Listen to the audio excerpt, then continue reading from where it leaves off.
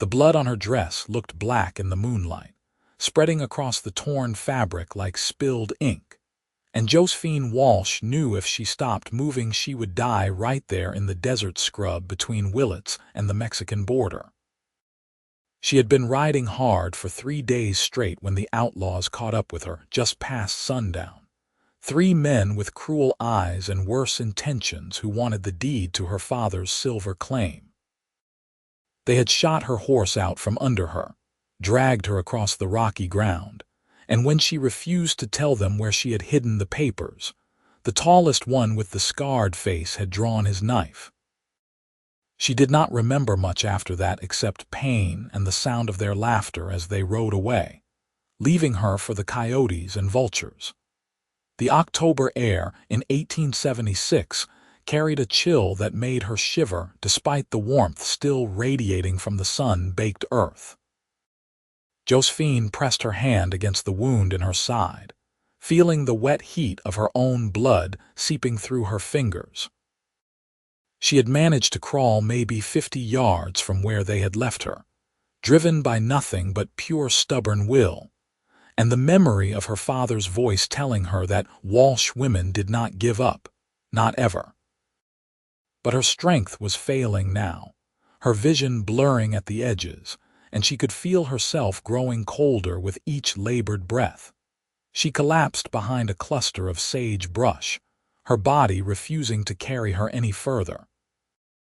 The stars above looked impossibly bright and distant, and she found herself thinking about her mother, dead these past 10 years, wondering if she would see her again soon. At 22 years old, Josephine had thought she would have more time, thought she would get to see the ocean someday like she had always dreamed, thought maybe she would fall in love and have children of her own.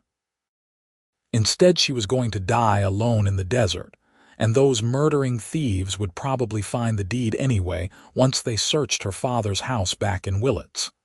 The sound of hoofbeats made her tense, fear shooting through her veins like ice water. They had come back to finish the job. She tried to move to hide herself better, but her body would not respond anymore.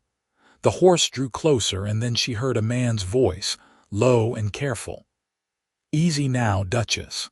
What have you found?" The horse nickered softly, and then Bootfalls approached her hiding spot. Josephine tried to reach for the small derringer in her boot, but her arm felt like it weighed 1,000 pounds. A figure appeared above her, silhouetted against the stars, and she braced herself for the end. "Jesus Christ," the man breathed, dropping to his knees beside her. "Madam, can you hear me?" His voice held no threat, only concern, and when he gently touched her shoulder, his hands were steady and warm. Josephine managed to force her eyes to focus on his face. He was young, maybe 25 or 26, with dark hair that fell across his forehead and eyes that looked almost black in the moonlight. His face was all sharp angles and tanned skin, with the kind of weathered look that came from years of working outdoors. "Attacked," she managed to whisper.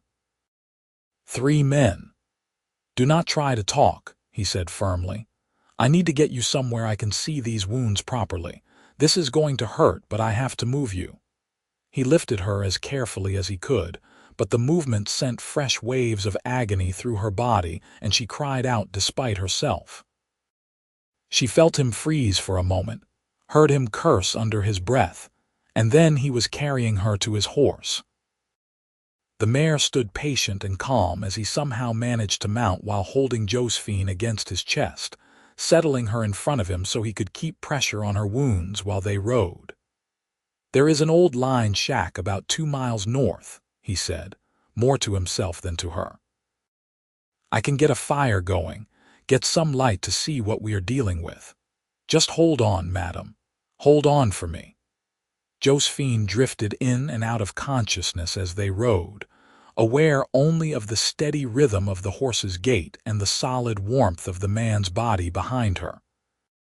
She heard him talking to her in a low, constant murmur, telling her about his horse Duchess, about the cattle he was driving up from the southern ranges, about anything and everything just to keep her awake. His voice became her anchor, pulling her back each time she felt herself slipping away into the darkness. The line shack appeared like a miracle, a small rough structure of weathered wood that cowboys used during the long cattle drives. He dismounted carefully and carried her inside, laying her on a narrow cot against the wall. In the darkness, she heard him moving with quick efficiency, striking a match to light a lantern that filled the small space with warm, golden light. When he turned back to her, she could finally see him clearly. He had a strong jaw and a straight nose, with the kind of face that would have been handsome if not for the deep worry lines creasing his forehead. He wore dusty trail clothes and a dark bandana around his neck, and there was a Colt revolver on his hip that looked well used but carefully maintained. "My name is Owen Xerxes," he said, kneeling beside the cot. "I am going to have to cut away your dress to see the wounds. I will not do anything improper, you have my word, but I need to see what I am working with." Josephine managed a weak nod. Modesty seemed like a foolish concern when she was bleeding to death. Owen drew a knife from his belt and carefully cut away the blood-soaked fabric of her dress and the chemise beneath. She heard his sharp intake of breath when he saw the damage. "That bastard cut you pretty deep," he said, his voice tight with controlled anger. "But I have seen worse, and the bleeding is starting to slow. That is a good sign." He stood and moved to his saddlebags, pulling out a bottle of whiskey and what looked like a clean shirt. From a shelf on the wall, he grabbed a battered tin that rattled with contents. When he returned to her side, he uncorked the whiskey and met her eyes. "This is going to hurt worse than anything you have felt yet," he said honestly. "I need to clean out the wound before I can stitch it. Do you want something to bite down on?" She nodded, and he rolled up a leather belt and placed it between her teeth. Then he poured the whiskey directly into the knife wound on her side. The pain was instantaneous and absolute, a white-hot fire that consumed her entire world. She bit down hard on the leather and felt tears streaming down her face, heard a sound like an animal in pain that must have been coming from her own throat. Owen kept one hand pressed firmly on her shoulder, holding her down as her body tried to arch away from the agony. I know, he said, his voice rough with sympathy. "Just a little more. You are doing so well, just hold on." When he finally stopped, Josephine was gasping for breath, her whole body shaking. Owen removed the belt from her mouth and used a torn piece of the clean shirt to gently wipe the tears from her face. "The worst is over," he promised. "Now I just need to stitch you up." He threaded a needle with practiced efficiency, and she realized he must have done this before, probably for injured cattle or horses if not for people. His hands were steady as he began to sew the wound closed, each pull of the thread a fresh spike of pain, but nothing compared to the whiskey. She watched his face as he worked, saw the intense concentration in his dark eyes, the way he bit his lower lip slightly as he focused on making each stitch neat and even. "You have done this before," she whispered. "Worked on a ranch since I was 14, he replied without looking up from his work. "You learn to patch up all kinds of injuries. Animals mostly, but I have sewn up my share of cowboys too. Had a trail boss once who got gored by a longhorn. Managed to keep him alive until we got to the next town." "Am I going to die?" Owen paused and looked up at her, his eyes meeting hers directly. "Not if I have anything to say about it. You are strong. I can tell. And you have fight in you, or you never would have made it as far as you did." He finished the stitches and moved on to the other cuts and scrapes, cleaning each one carefully. There was a long gash on her arm where she must have hit the ground, bruises already forming across her ribs and shoulders, and her hands were torn up from crawling across the rocky desert floor. He tended each injury with the same careful attention, wrapping her arm in strips of clean cloth, checking her ribs for breaks. "I think you got lucky with the ribs," he said. "They are bruised but not broken. The knife wound is the main concern. I got it closed, but infection is always a risk. I am going to need to watch you carefully for the next few days." "Why are you doing this?" Josephine asked. "You do not know me. You could have just ridden past." Owen sat back on his heels and looked at her with an expression she could not quite read. "My mother raised me to help people who need helping. And I have a sister about your age. If she was lying hurt in the desert, I would hope someone would stop to help her." He stood and went to build up the fire in the small iron stove, adding wood until the flames crackled cheerfully and warmth began to fill the shack. Then he brought his saddle bags over and pulled out a tin of beans and some hardtack. "I know it is not much, but you need to get some food in you," he said. "You lost a lot of blood. Food will help." Josephine watched as he heated the beans over the stove, moving around the small space with easy familiarity. He had removed his hat, and she could see his hair was longer than was fashionable, curling slightly at the ends. There was something solid and reassuring about him, a quiet competence that made her feel safe for the first time since the attack.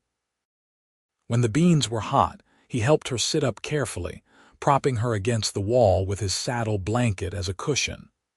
The movement made her head swim, but Owen held her steady until the dizziness passed.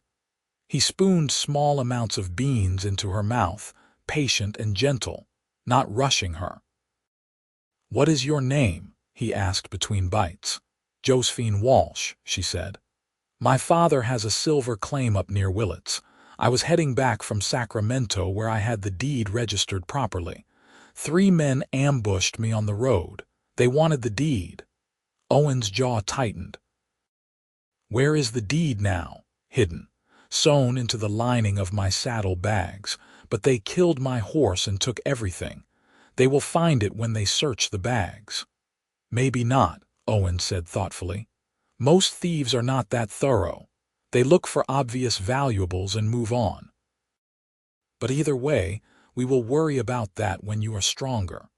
Right now, you need rest."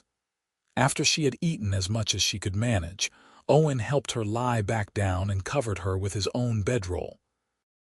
She wanted to protest, to tell him he would need it himself, but exhaustion was pulling at her like a lead weight. Her eyes kept drifting closed despite her efforts to stay awake. "Sleep," Owen said softly. "I will keep watch. I promise nothing is going to hurt you while I am here." She believed him. Josephine let herself sink into the darkness, and for the first time since the attack, she felt something like hope. She woke several times during the night, pulled from sleep by pain or nightmares of scarred faces and cruel hands. Each time, Owen was there, sitting in a chair he had pulled up beside the cot, wide awake and alert. He would give her sips of water, check her bandages, and talk to her in that low, steady voice until she calmed enough to sleep again. "Tell me about your family," she whispered once, in the deep hours before dawn. Owen leaned back in his chair, his face thoughtful in the flickering firelight. "My father died when I was young. A horse kicked him in the head. After that, it was just me, my mother, and my little sister Clara. We had a small ranch outside of Fort Worth, Texas, but it was hard going with just the 3 of us. When I turned 14, I hired on with a cattle outfit to bring in extra money. Been working cattle ever since." "Do you miss them? Your mother and sister?" "Every day," he said quietly. "But Clara got married last year to a good man, a blacksmith. They are taking care of Ma now. I send money when I can, and I get back to visit when the work allows. Clara writes me letters. She is terrible at spelling, but I keep everyone." Josephine felt tears prick at her eyes, though she could not have said exactly why. Maybe it was the gentleness in his voice when he spoke of his family, or the way he was caring for a complete stranger with the same devotion he clearly felt for his mother and sister. She had spent so much of the last year hardening herself, trying to be tough enough to survive in a world that was not kind to women alone. But here in this small shack, with this quiet cowboy watching over her, she felt something in her chest crack open. "My mother died when I was 12, she heard herself saying. "It was just me and my father after that. He taught me everything about prospecting and mining. How to read a claim map, how to test ore samples, how to work a sluice box. He said I was smarter than any son could have been." "I bet he was right," Owen said. "He died 6 months ago, cave-in at the mine. I was the one who found him." Her voice cracked, and she felt tears sliding down her temples into her hair. "I have been trying to keep the claim going by myself, but men do not want to work for a woman. And other prospectors keep trying to jump the claim or buy me out for nothing. That is why I went to Sacramento, to make sure all the legal papers were in order. I thought if everything was official and registered, they would have to leave me alone." Owen reached out and took her hand, his calloused fingers warm and strong around hers. He did not say anything, did not offer empty platitudes about things getting better or her father being in a better place. He just held her hand and let her cry, and somehow that was exactly what she needed. As the first gray light of dawn began to filter through the cracks in the walls, Josephine finally fell into a deep, dreamless sleep. When she woke again, it was full daylight and Owen was gone. Panic seized her for a moment before she heard movement outside and smelled coffee brewing. The door opened, and Owen came in carrying a tin cup. "I was hoping you would wake up," he said, smiling at her for the first time. It transformed his whole face, softening the harsh lines and making him look younger. "I made coffee. It is terrible, but it is hot and strong." He helped her sit up again and held the cup while she drank. The coffee was indeed terrible, bitter and full of grounds, but it was the best thing she had ever tasted. She drained the whole cup and felt a little more human. "How are you feeling?" Owen asked, studying her face carefully. "Like I got dragged behind a horse and stabbed," Josephine said, and was surprised to hear herself laugh weakly. "But better than last night. Thank you. You saved my life." "We are not out of danger yet," Owen said seriously. "I need to check your wounds, make sure there is no infection starting." He unwrapped the bandages carefully, and Josephine tried not to wince as the cloth pulled at the dried blood. But when Owen examined the stitches, he nodded with satisfaction. "It looks good, clean, no red streaks or swelling. You are lucky." "I had a good doctor," she said. He glanced at her, something warm flickering in his dark eyes, then looked back at the wound. "I am no doctor, just a cowboy who has patched up too many injuries to count." After he had rewrapped her wounds with fresh bandages, Owen produced more food, actual bacon this time that he fried up over the stove along with the last of the beans.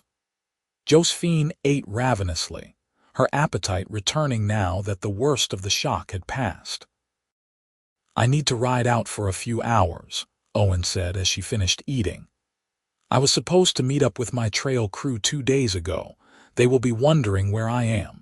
But more importantly, I want to see if I can find your saddle bags. Do you remember where the attack happened?" Josephine described the location as best she could, a bend in the road where a cluster of Joshua trees marked the entrance to a dry wash. Owen listened carefully, nodding. "I know the place. I will see what I can find. Will you be all right here alone for a few hours?" "I will be fine," Josephine said, trying to sound more confident than she felt. "But Owen, if those men are still around—" "I will be careful," he promised. He checked that his revolver was loaded and ready, then went to the door. He paused there and looked back at her. "Bar the door behind me. Do not open it for anyone but me. If someone else comes, there is a rifle on the wall. Do you know how to shoot?" "My father made sure I knew how to handle a gun," Josephine said. "Good." Owen hesitated another moment as if he wanted to say something else, then just nodded and went out. Josephine heard him ride away, and the silence that followed felt overwhelming. She spent the morning drifting in and out of sleep, her body demanding rest to heal. When she was awake, she studied the lined shack, noting the small details. Someone had carved initials into the wooden walls, dozens of them, a record of all the cowboys who had sheltered here over the years. There was a battered deck of cards on a shelf, a horseshoe hung over the door for luck, and a calendar from 1873 still tacked to the wall. The sun was high overhead when she heard hoofbeats approaching. Josephine tensed, her hand moving instinctively toward the rifle Owen had pointed out. But then she heard Owen's voice calling out to his horse, and relief flooded through her. She unbarred the door, and Owen came in carrying her saddle bags, dirty and torn but intact. "Found them about a half-mile from where I found you," he said, dropping the bags on the floor. "Looks like the thieves took anything obvious and threw these away. Did not even bother to search them properly." Josephine's hands shook as she reached for the bags. She ran her fingers along the inside seam until she felt the slight irregularity in the stitching. Using Owen's knife, she carefully cut the thread and pulled out a folded piece of paper, official and legal looking with stamps and seals. "Thank God," she breathed. "This is everything. The deed, the survey maps, all of it." Owen crouched beside her, looking at the document. "That is worth killing for in the minds of some men.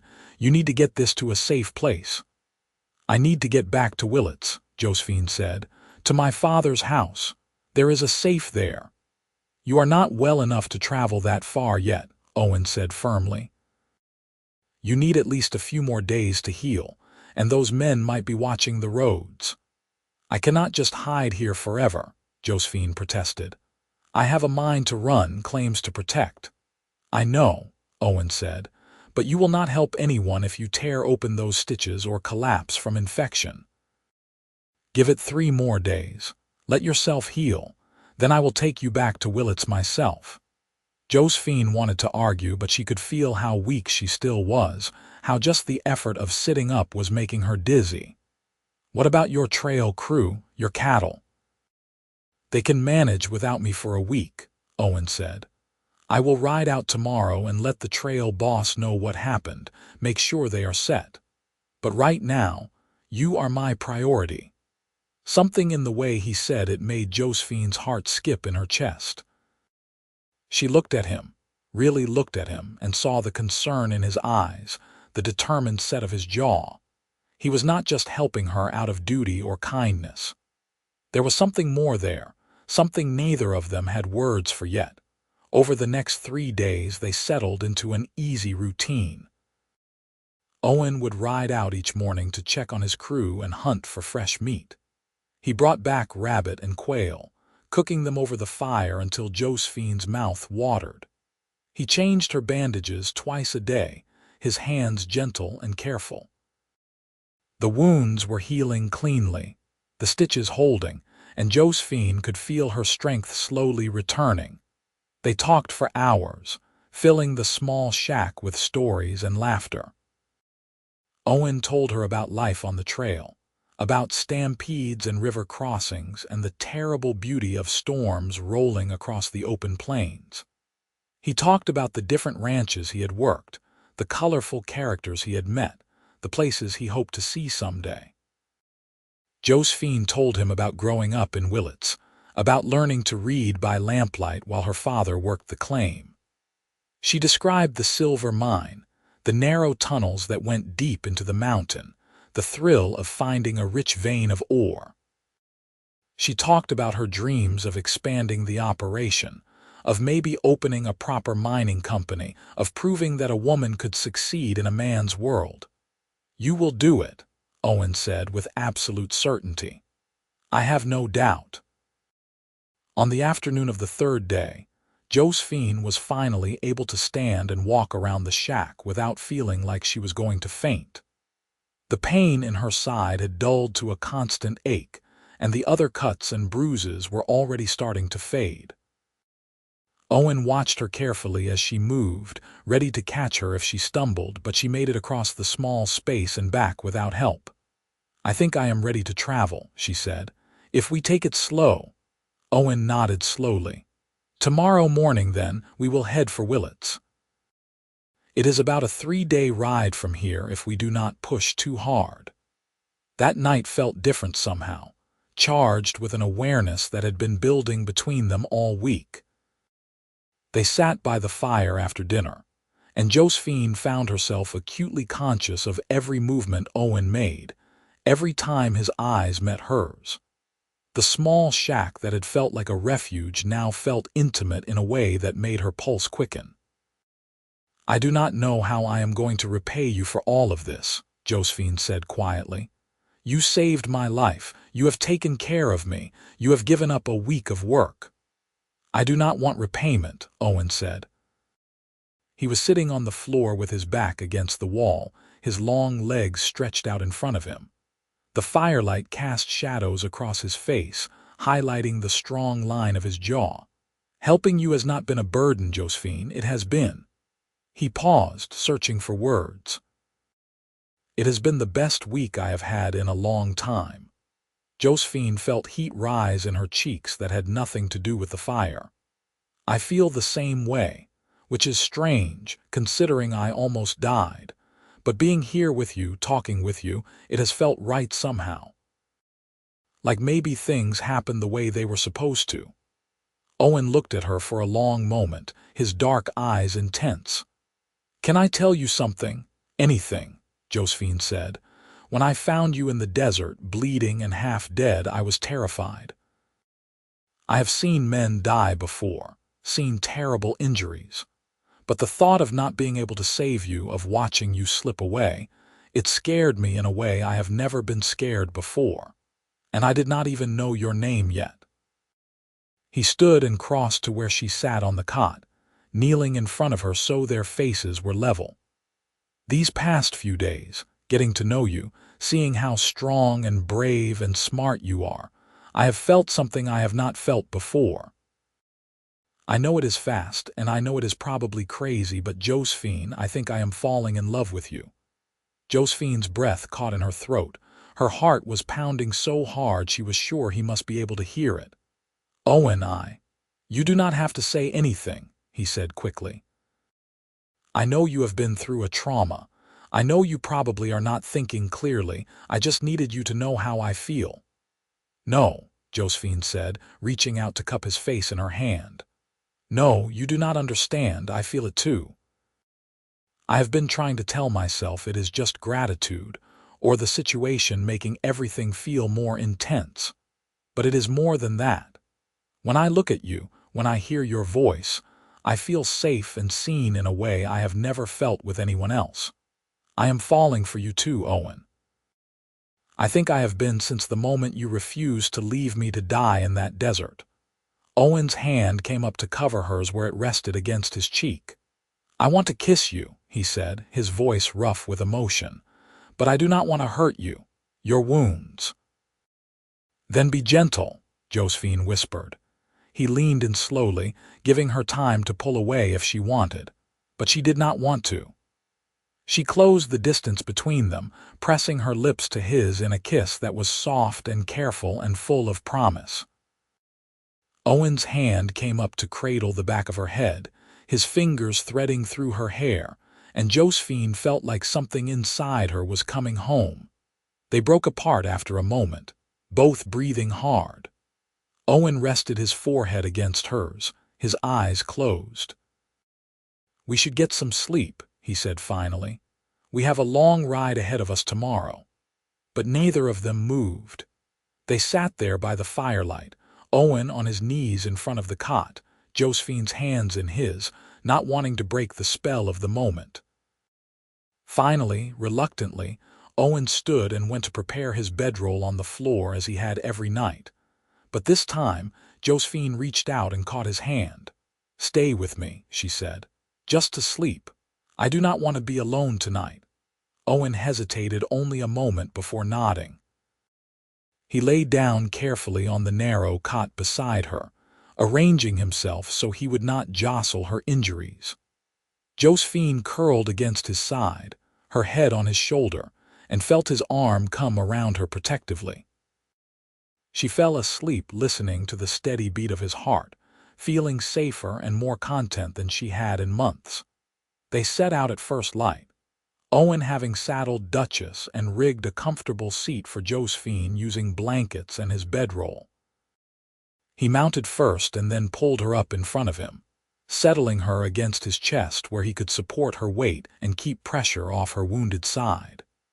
It was an intimate position, his arms around her as he held the reins, and Josephine found she did not mind at all. The ride to Willits took 4 days instead of 3. Owen insisted on frequent stops to let Josephine rest, and he checked her bandages every evening when they made camp. They traveled through rolling hills covered in sage and chaparral, following old cattle trails and avoiding the main roads where the outlaws might be waiting.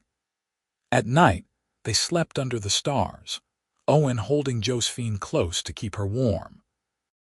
On the second night, after they had eaten and were lying by the fire, Josephine turned in Owen's arms to face him.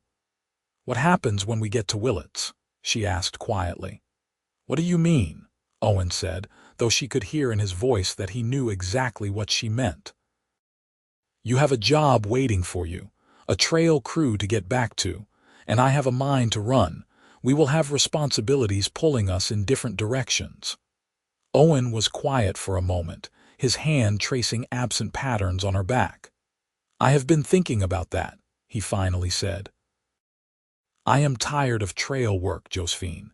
Tired of being on the move all the time, never having a place to call home. I have saved up a fair amount of money over the years.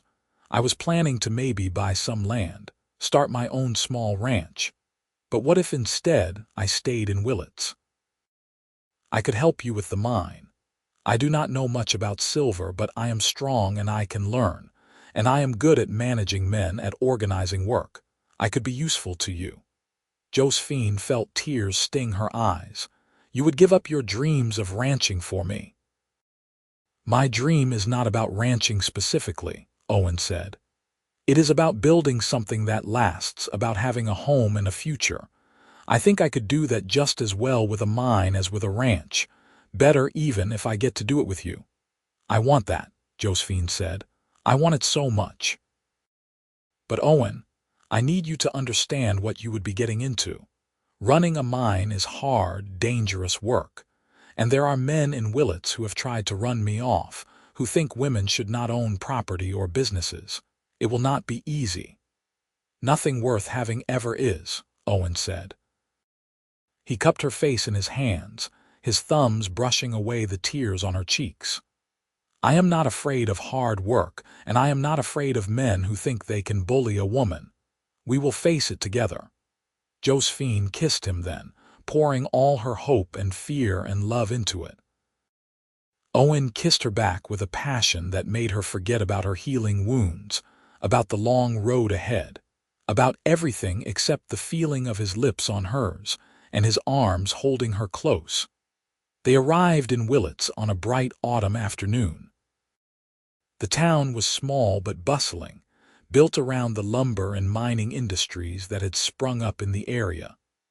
Josephine directed Owen to her father's house on the edge of town, a modest cabin with a small barn and corral.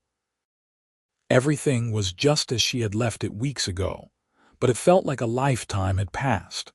Owen helped her down from Duchess and supported her as they went inside. The cabin was dusty and cold, and Josephine felt a wave of grief wash over her as she looked at her father's pipe still sitting on the table, his jacket hanging by the door. Owen seemed to sense her emotion and pulled her close, letting her lean on him.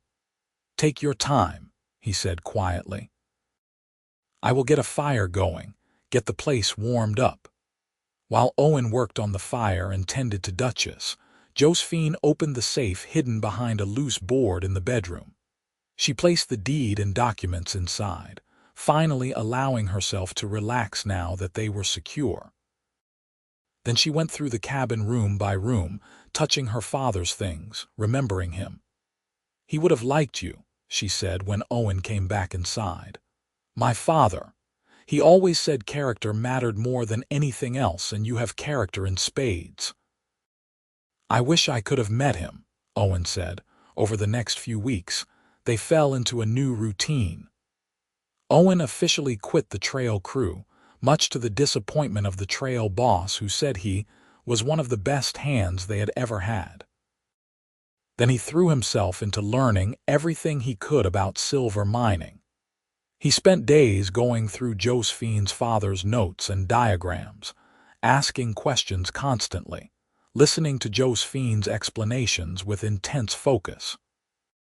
Together, they began the work of getting the mine operational again.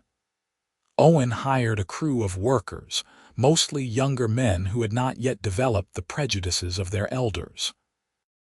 He made it clear from the start that Josephine was the owner and the expert, and that anyone who had a problem with that could find work elsewhere. His size and the quiet authority he carried made most men think twice about causing trouble.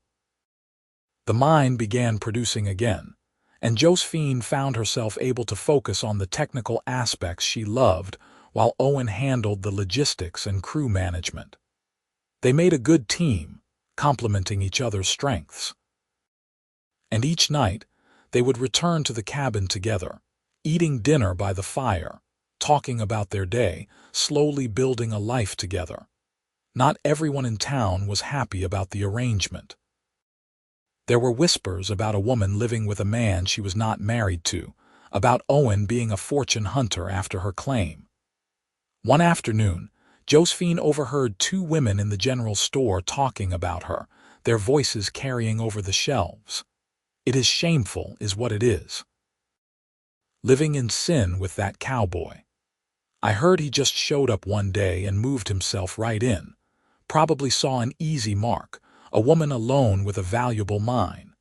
Josephine felt her face burn with anger and embarrassment.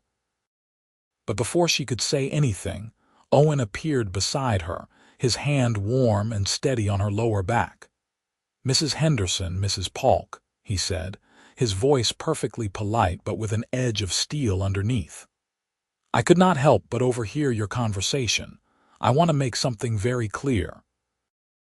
Miss Walsh is the finest woman I have ever known. She is smart, brave, and capable, and I am honored that she allows me to help her with her mine. As for our living arrangement, that is our business and no one else's. If you have concerns about propriety, perhaps you should examine your own behavior before gossiping about your neighbors." The two women gaped at him like fish, their faces turning red.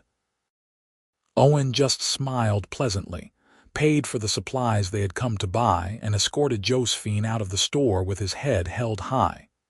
That evening, sitting by the fire, Josephine looked over at Owen and made a decision. "Marry me," she said. Owen looked up from the mining report he had been reading, his eyes wide. "What? Marry me?" Josephine repeated. "I know it should be you asking me, and I know we have only known each other for 2 months. But Owen, I love you. I love you more than I thought I could love anyone. I love how you support me without trying to control me. I love how you make me laugh. I love how safe I feel with you and how you make me want to be brave. I do not want to wait anymore. I want to build this life with you as my husband." Owen set down the report and crossed to where she sat. He dropped to one knee in front of her, taking both her hands in his. "Josephine Walsh, I loved you from the moment I found you in that desert, even though I did not know it yet. Every day since then, you have amazed me with your strength and your intelligence and your heart. I would be honored to be your husband. Yes, I will marry you. 1,000 times yes." They were married 2 weeks later by the circuit judge who passed through Willits once a month. It was a small ceremony in their cabin, with just a few witnesses, including the banker who had helped Josephine register the deed, and the young foreman from the mine. Josephine wore a simple blue dress that had been her mother's, and Owen wore his cleanest shirt and a new vest he had bought special for the occasion. When the judge pronounced them husband and wife, Owen kissed Josephine like she was the most precious thing in the world. And as she kissed him back, Josephine thought about the chain of events that had led to this moment. The attack that had nearly killed her. The random chance of Owen riding past at exactly the right moment. The long night he had spent keeping her alive. All the terrible and beautiful things that had brought them together. Their wedding night was gentle and sweet, Owen careful of Josephine's scars which were now healed but still tender. They took their time exploring each other, learning what brought pleasure, whispering words of love into the darkness.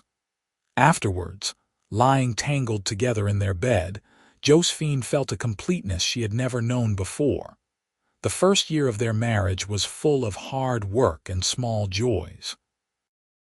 The mine proved even richer than Josephine's father had believed, yielding high-quality silver ore that commanded good prices.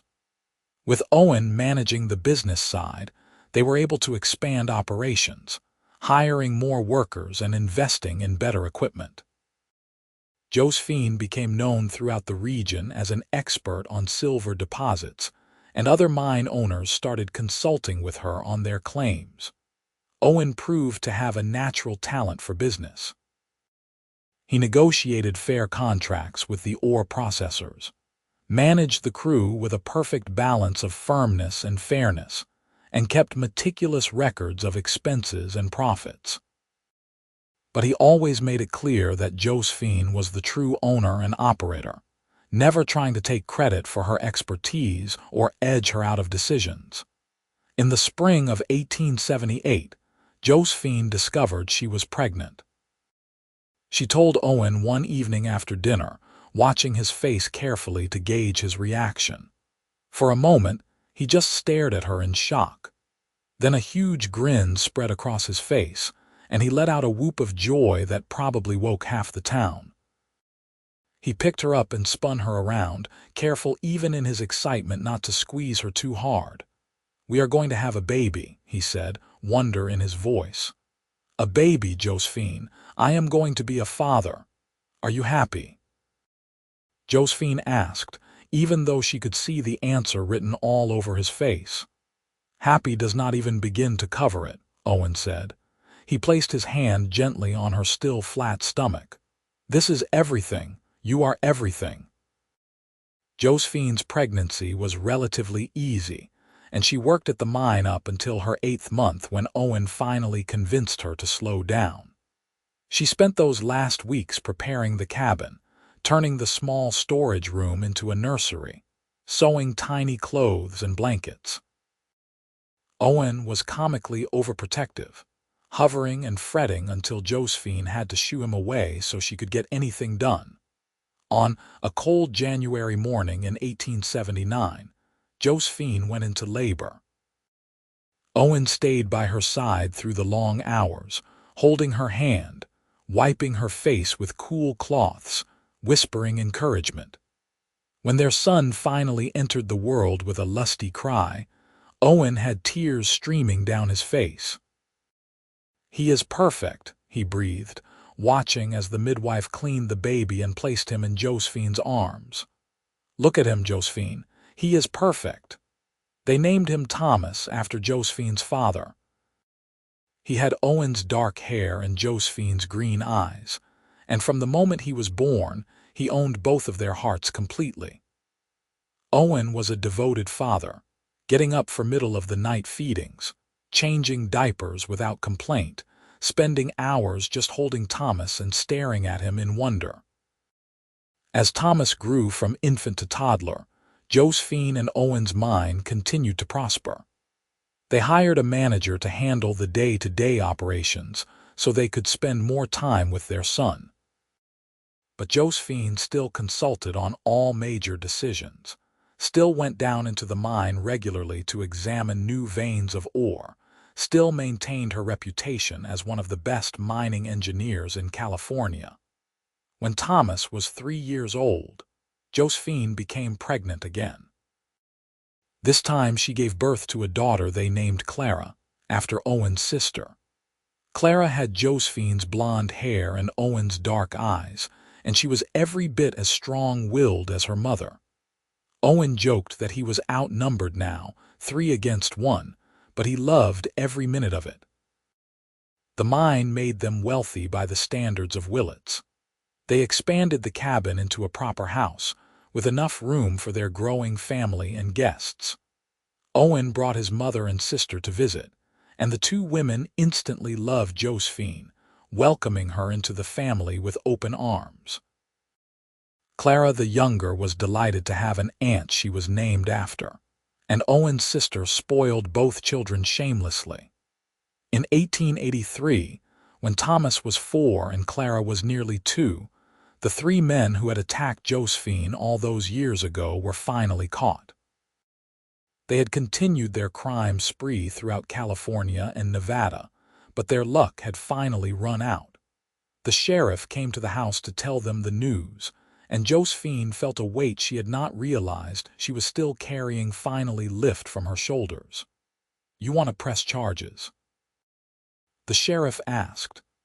"They are going to hang for murder anyway. They killed a family in Sacramento, but if you want to add your attack to the list, I can arrange it." Josephine looked at Owen, then at her children playing in the yard, then back at the sheriff. "No," she said finally. "I do not need to. They took something from me that night, my sense of safety, my father's horse, but I got so much more in return. I got Owen, I got this life, I got my children. Pressing charges would mean dredging up the past, going to court, reliving all of it. I would rather focus on my future." After the sheriff left, Owen pulled Josephine into his arms. "I am proud of you," he said. "That took strength, letting it go like that." "I learned from the best," Josephine said, reaching up to kiss him.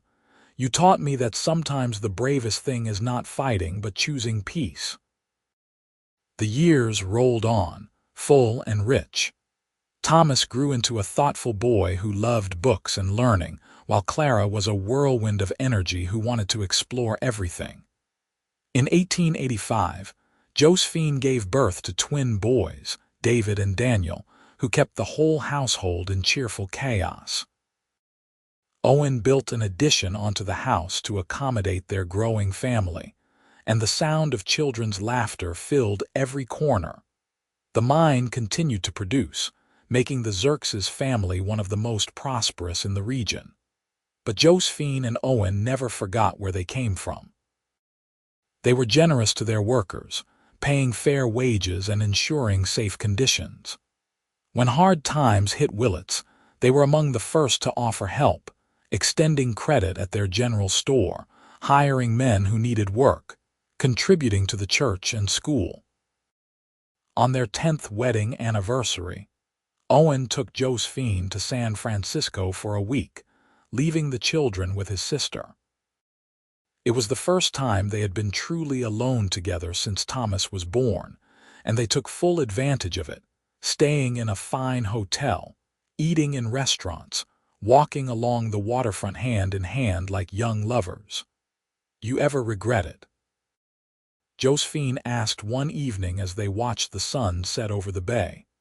"Giving up the trail, settling down, taking on a ready-made family and all the complications that came with me." Owen turned to look at her, his dark eyes serious. "Not for one single second." "Josephine, you and our children are the best thing that ever happened to me. Everything I have, everything I am, I owe to that night when I found you in the desert. You gave me a home, a purpose, a family. How could I ever regret that?" "I love you," Josephine said, tears in her eyes. "I will love you until the day I die and probably beyond that too." "Good," Owen said, pulling her close, "because I plan on spending the rest of my life making sure you never regret taking a chance on a dusty cowboy with nothing but a horse and a kind heart." As they stood there watching the sun sink below the horizon, Josephine thought about all the twists and turns that had brought them to this moment. The violence and fear that had started their story had been transformed into something beautiful, a love that had grown deeper with every passing year. She thought about her children waiting for them back in Willits, about the mine that continued to provide for their family, about all the years still ahead of them. When they returned home, Thomas ran to meet them, now 10 years old and almost as tall as Josephine. "Did you bring us presents?" he asked excitedly. "We might have," Owen said, ruffling his son's hair. "But first, come tell us everything we missed." The children gathered around, all talking at once about their week with Aunt Clara. David and Daniel, now 3 years old, climbed into their parents' laps, and 6-year-old Clara showed off the new dress their aunt had made for her. As Josephine listened to her children's chatter and felt Owen's arm around her shoulders, she felt a deep sense of contentment and gratitude. The years continued to pass in a blur of school plays and mining contracts, birthday parties and business decisions, skinned knees and successful ore shipments. Thomas grew into a serious young man who wanted to study engineering at university. Clara showed a talent for numbers and organization that rivaled her father's. The twins were inseparable troublemakers who kept everyone on their toes. In 1893, when Thomas was 14, Josephine took him down into the mine for the first time to show him the technical side of the operation. She explained how to read the rock formations, how to shore up tunnels properly, how to test ore quality. Thomas absorbed it all with the same intense focus Owen had shown all those years ago when he was learning the business. "I do not know if I want to be a miner," Thomas admitted as they rode back to the house. "But I want to understand it. It is part of our family history, part of who we are." "You do not have to take over the mine," Josephine assured him. "Your father and I want you children to follow your own paths. The mine will be here if you want it, but it is not an obligation." When Thomas left for university in 1896, Josephine cried for 3 days straight. Owen held her through the tears, understanding that she was not just mourning her son's departure, but also the passage of time, the reality that their children were growing up and would eventually leave to build their own lives. Clara surprised everyone by announcing at 16 that she wanted to go to business school. "I am going to be the first woman to run a bank in California," she declared with absolute certainty. Given her mother's track record of succeeding in a man's world, no one doubted her for a second. The twins showed early signs of wanting to stay in Willits and work the mine. They loved the physical labor, the camaraderie of the crews, the thrill of finding a particularly rich vein. Owen worked with them patiently, teaching them everything he knew about managing men and running a business. As the new century approached, Josephine and Owen found themselves entering middle age. Owen's dark hair was now shot through with silver, and Josephine had laugh lines around her eyes from decades of smiling. But they still looked at each other with the same love and desire that had sparked between them in that tiny lined shack 24 years earlier, on New Year's Eve, 1899. As the 19th century gave way to the 20th, the whole Xerxes family gathered at the house to celebrate. Thomas was home from university, Clara was preparing to leave for business school, and the twins were now strapping young men of 17 who stood taller than their father. They stayed up until midnight, watching fireworks over Willits, toasting the new century with champagne. "What do you think the new century will bring?" Clara asked, looking around at her family. "Change," Josephine said thoughtfully. "The world is moving faster now. There will be new inventions, new opportunities, new challenges. But whatever comes, we will face it together as a family." "That is all we have ever needed," Owen added, reaching for Josephine's hand. "Each other and the strength to face whatever life throws at us." The years after 1900 brought their share of challenges and triumphs. Thomas graduated with an engineering degree and took a job with a large mining company in Nevada, applying everything his mother had taught him. Clara became one of the first women admitted to a prestigious business school in San Francisco and graduated at the top of her class. The twins stayed in Willits and gradually took over more of the mine operations, eventually running the day-to-day business while Josephine served as a consultant and advisor. In 1905, Thomas married a schoolteacher named Rebecca, and the following year they gave Josephine and Owen their first grandchild, a granddaughter named Josephine after her grandmother. Holding the baby in her arms, Josephine felt the circle of life completing itself. She thought about her own mother, who had died too young to see her daughter grown, and felt grateful beyond measure for all the years she had been given. Clara married at 28 to a lawyer who supported her ambitions and never tried to hold her back. Together they moved to Sacramento, where Clara opened her own financial consulting firm, advising businesses and individuals on investments and money management. She became quite famous in California, known as the woman who could make millionaires out of modest fortunes through smart investing. The twins both married local girls and stayed in Willits, building houses near their parents and raising their own children within sight of the mine that had supported 3 generations of the family. Their children grew up playing in the same yard where Thomas and Clara and the twins themselves had played, and the sound of childish laughter echoed through the Xerxes house once again as grandchildren came to visit. As Josephine and Owen entered their 60s, they gradually stepped back from active work and spent more time simply enjoying each other's company. They would sit on the porch in the evenings, watching the sun set over the hills, talking about everything and nothing. Owen still made terrible coffee, and Josephine still teased him about it. They still held hands like newlyweds, still kissed goodnight every evening, still looked at each other with love that had only deepened over the decades. "You remember that night in the line shack?" Josephine asked one evening, the two of them wrapped in a blanket against the autumn chill. "When you told me you were falling in love with me." "I remember every detail," Owen said. "The way the firelight made your hair look gold. The way you looked at me like I had given you something precious just by being honest.